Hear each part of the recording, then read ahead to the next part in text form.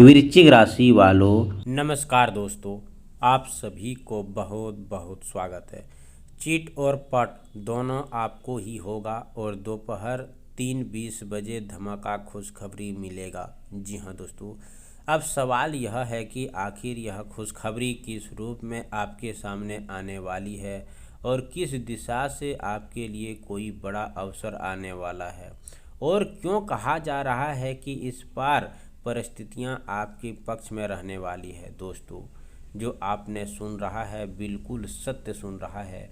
आपकी ज़िंदगी में पैसों को लेकर चिंता बनी हुई है, कोई काम अटका हुआ है, किसी व्यक्ति ने जवाब का इंतज़ार है, कहीं पैसा फंस गया है, या फिर आपको लगता है, ऐसा महसूस हो रहा है कि मेहनत तो बहुत कर रहे हैं लेकिन उसका सही परिणाम नहीं मिल रहा है।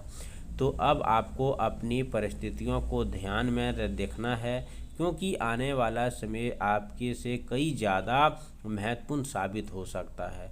कई बार ज़िंदगी में बदलाव अचानक दिखाई नहीं देता, बल्कि उससे पहले छोटी छोटी घटनाएं होने लगती है।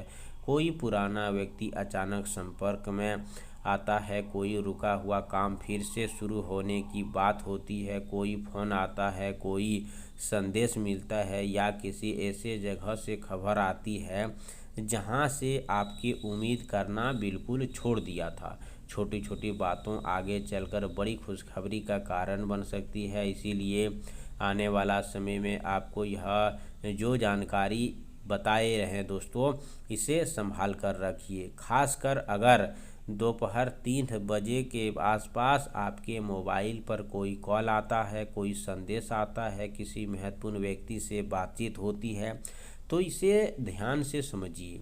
ज़रूरत नहीं है कि पहली ही बार में आपको खुशखबरी समझ आ जाए। कई बार एक छोटी सी बातचीत आगे चलकर बड़ा परिणाम देती है। जो आपने पढ़ा है दोस्तों, बिल्कुल आपने सही पढ़ा है, लेकिन संपत्ति का संकेत आपको साफ साफ दिखाई दे रहा। अगर मोटी रकम आपको इधर उधर या फिर आपको संपत्ति से जुड़ी मिल रहा है, तो इसे आप संभाल कर रखिए, किसी को बताना नहीं। जब तक आप अपने कब्जे में नहीं कर लेंगे, तब तक ये बात आप किसी को मत बताना। आर्थिक स्थिति में भी सुधार की संभावना भगवान इशारा कर रहा है। यह सुधार किसी एक ही रास्ते से आए ऐसा जरूरी नहीं है।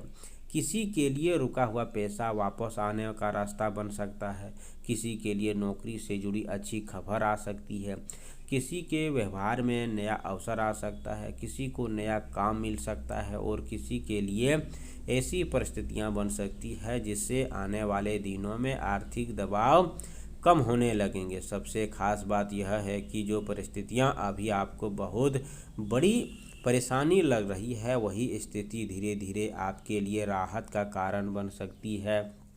अगर आपको किसी काम के लिए बहुत समय से प्रयास किया है और बार बार निराश मिली है, तो इस बार जल्दबाजी में हार मानने की ज़रूरत नहीं है, क्योंकि कई बार परिणाम आने से ठीक पहले परिस्थितियां सबसे ज़्यादा कठिन दिखाई देती है।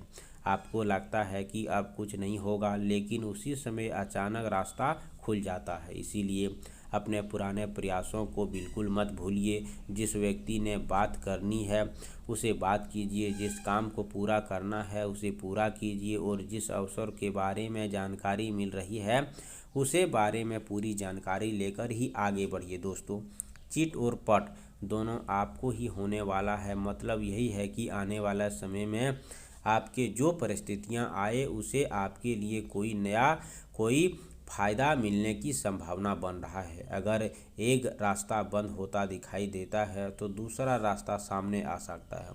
अगर किसी व्यक्ति की तरफ से जवाब नहीं मिले हैं, तो किसी दूसरे दिशा की खबर आ सकती है। अगर पैसा एक जगह से अटकता है, तो दूसरी जगह से कमाई का अवसर रास्ता खुल जाता है। यही समय आपके अपनी सोच और थोड़ा बदलने की खबर है। अभी तक जो बातें आपको असंभव लग रही थी, उनके बारे में दोबारा सोचने का समय है, लेकिन इसका मतलब यह नहीं है कि बिल्कुल नहीं है। आपको बिना सोचे समझे कोई बड़ा फैसला लेना है। खुशखबरी नाम पर जल्दबाजी करना नहीं है।